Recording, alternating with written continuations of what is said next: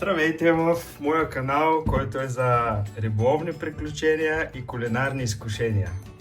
Днес съм решил като за първо видео за вас, драги зрители, да приготвиме лобстър от Северно море, който ми беше донесен преди няколко дена от много скъп мой приятел и роднина. И за целта имаме два лобстъра, които са около 200 грамови, може би един е даже малко по-голям, които ще сготвим в томатен сос с яйчена паста. Продуктите са ни, имаме пушена сол, черен пипер, магдanoz, една връзка, лимон, лайм, пушените доматки, които са много важни, и сметана, както и чесън. Така, желая ви да се насладите на това, което предстои и да последвате канала. Айде на здраве!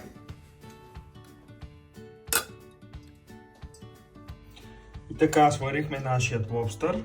10 минути ни трябваше да свършим тази операция. В момента е в студена вода с лед, за да може месото да се отдели от чорупката, и след малко ще го изчистим и ще го подготвим за следващата операция.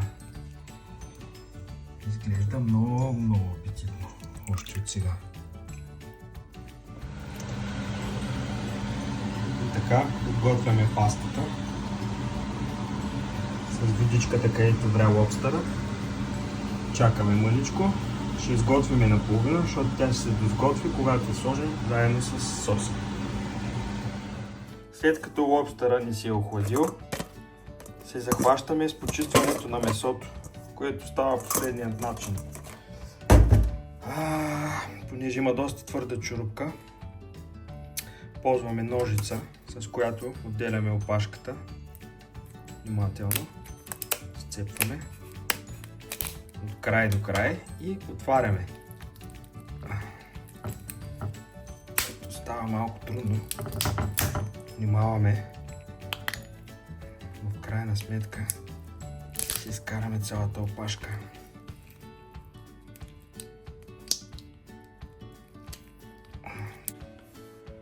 И така, драги приятели, завършихме нашата рецепта с лобстър от Северно море.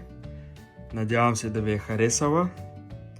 Тепърва ще направим доста по-добри видеа и ще ви направим съпричастни с нашите идеи и приключения.